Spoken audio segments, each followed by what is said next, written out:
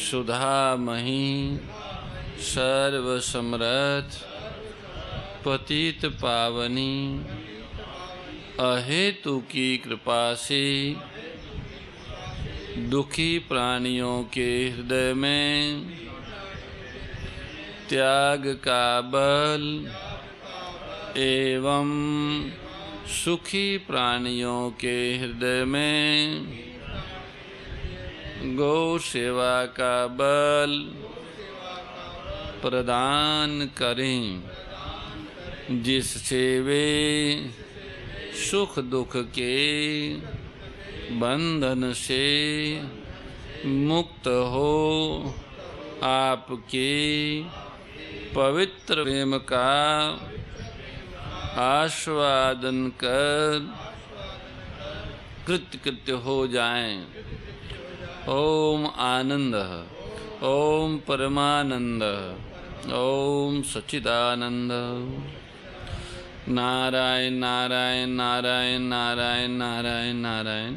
सर्वेश्वर सच्चिदानंद घन परम पिता परमात्मा की अति विशिष्ट कृपा से आप हम सबको श्री गोधाम मातीर्थ पथमेड़ा के आनंदवन परिसर में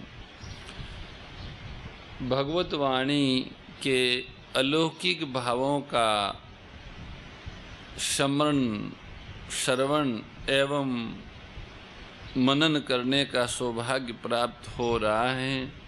भगवान अपने नरसखा अर्जुन को माध्यम बना के मानव मात्र के कल्याण के लिए विविध भांति के सतुपदेश प्रदान कर रहे हैं। भगवत वाणी की इस ज्ञान गंगा में अवगान करते हुए हम लोग 14वें अध्याय के 6ठे श्लोक तक का व्याख्यान सुन चुके हैं। भगवान ने 14वें अध्याय के 6ठे श्लोक में ये बात कही कि सतोगुण, रजोगुण और तमोगुण तीनों बांधने वाले होते हैं।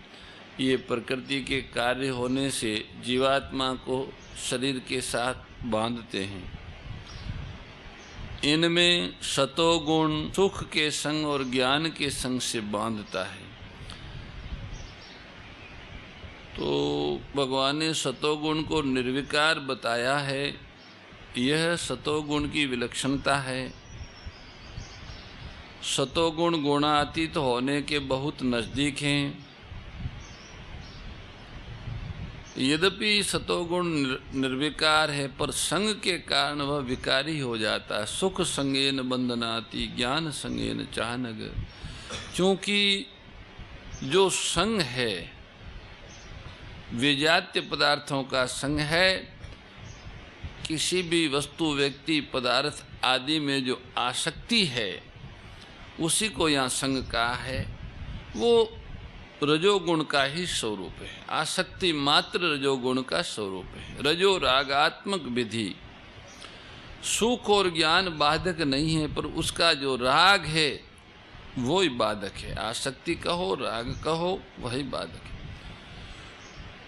उस सुख को अपना मानना, राग सतोगुण अपना है ही नहीं, वो तो प्रकृति का है। मनुष्य में रजोगुण की मुख्यता रहती है।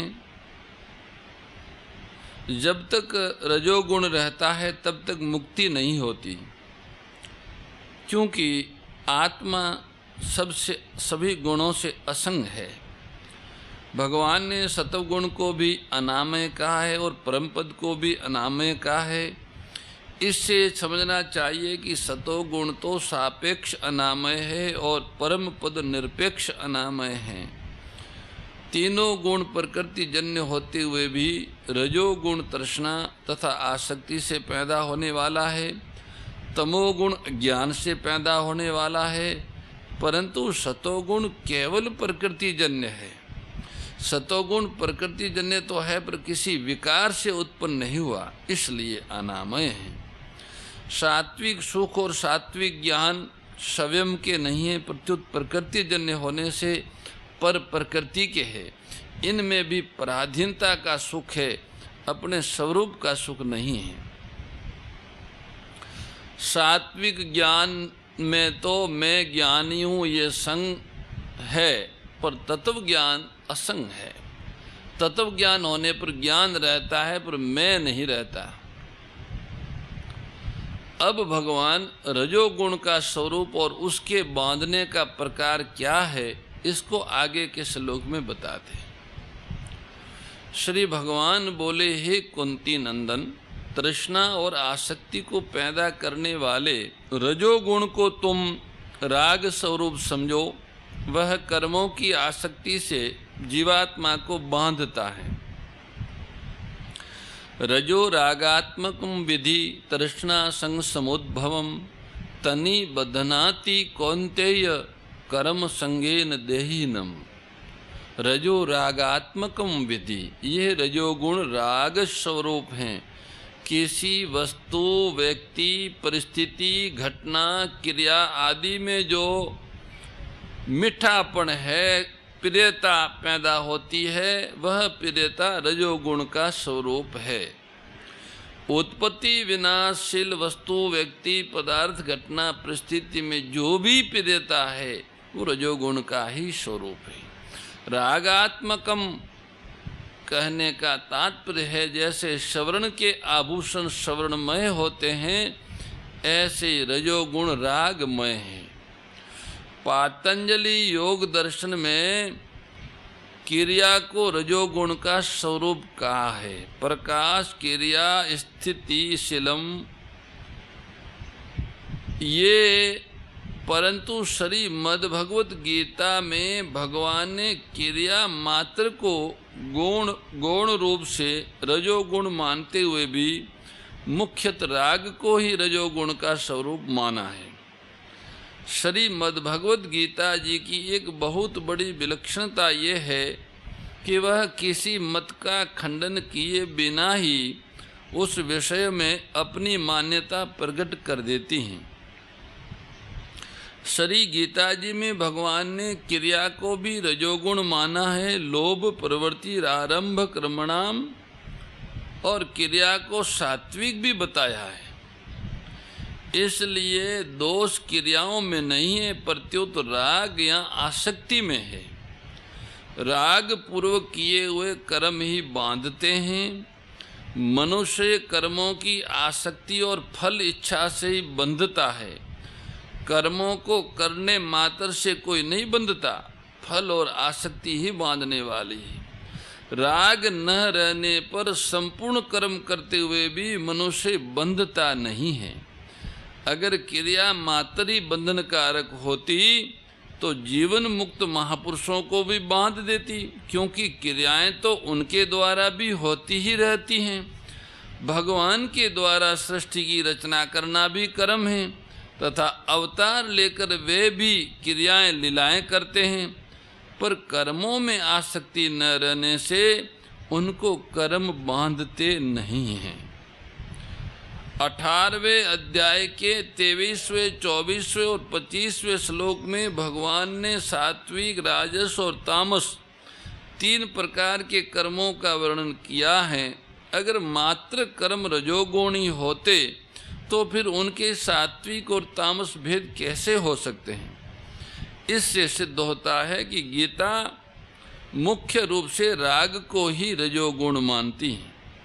इसलिए योगस्थ कुरु कर्माणि संगम तैकत्वा धनंजय, इन वचनों में आसक्ति का त्याग करके कर्तव्य कर्म को करने की आज्ञा दी गई है। निष्काम भाव से किए गए कर्म मुक्त करने वाले होते हैं। इसी अध्याय के 22वें श्लोक में भगवान कहते हैं कि प्रवृत्ति, क्रिया करने का भाव उत्पन्न होने पर भी गुणातीत पुरुष का उसमें राग नहीं होता। गुणातीत पुरुष में भी रजोगुण के प्रभाव से प्रवृत्ति तो होती है, पर वह राग पूर्वक नहीं होती। गुणातीत होने में सहायक होने पर भी सत्व गुण को सुख और ज्ञान की आसक्ति से बांधने वाला कहा गया है। इससे सिद्ध होता है कि आसक्ति ही बंधन कारक है, सत्व गुण स्वयं नहीं। अतः भगवान यहाँ राग को ही रजोगुण का मुख्य स्वरूप जानने के लिए कह रहे हैं। महासर्ग के आदि में परमात्मा का बहुश्याम प्रजा ये संकल्प होता है। ये संकल्प रजोगुणी है। इसको श्री गीता जी ने कर्म नाम से कहा है। जिस प्रकार दही को बिलोने से मक्खन और छाछ अलग अलग हो जाते हैं, ऐसे ही सृष्टि रचना के इस रजोगुणी संकल्प से प्रकृति में क्षोभ पैदा होता है, जिससे सत्वगुण रूपी मक्खन और तमोगुण रूपी छाछ ये दोनों अलग अलग हो जाते हैं। सत्वगुण से अंतःकरण और ज्ञान इंद्रियों, रजोगुण से प्राण और कर्म इंद्रियों तथा तमोगुण से स्थूल पदार्थ शरीर आदि का निर्माण होता है। तीनों गुणों से संसार के अन्य पदार्थों की उत्पत्ति होती है। इस प्रकार महासर्ग के आदि में भगवान का सृष्टि रचना रूप कर्म भी सर्वथा राग रहित होता है। तर्षणा संग समुद्भवम, प्राप्त वस्तु व्यक्ति पदार्थ परिस्थिति घटना आदि बने रहे तथा वे और भी मिलते रहे, ऐसी जिमि प्रति लाभ लोभ अधिकाई की तरह तृष्णा पैदा हो जाती है। इस तृष्णा से फिर वस्तु आदि में आसक्ति पैदा हो जाती है। राग द्वेष विदारिणी कारिणी मोद सदा, ओ मैया कारिणी मोद सदा। भव भय हारिणी तारिणी, भव भय हारिणी तारिणी, परमानंद प्रदा। ओम जय भगवद्गीते। आसुर भाव विनाशिनी नाशिनी तमरजनी, ओ मैया नाशिनी तमरजनी। दैवी सद्गुणदायिनी, दैवी सद्गुणदायिनी, हरि रसिका सजनी। ओम जय भगवद्गीते।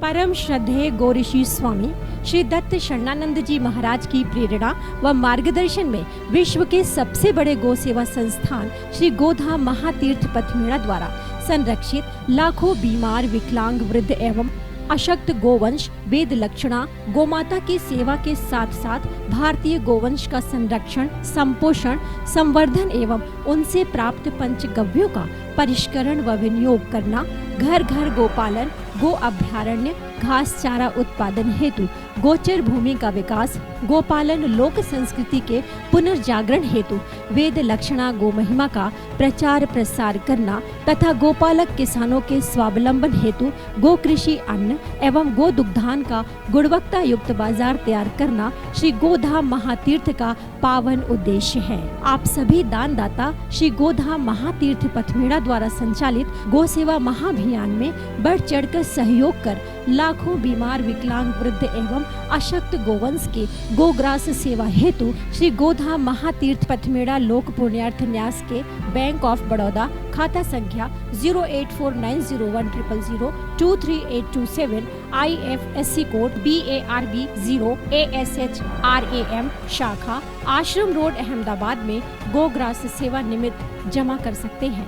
अधिक जानकारी के लिए संपर्क करें 7742093179 7665059999 7073000151।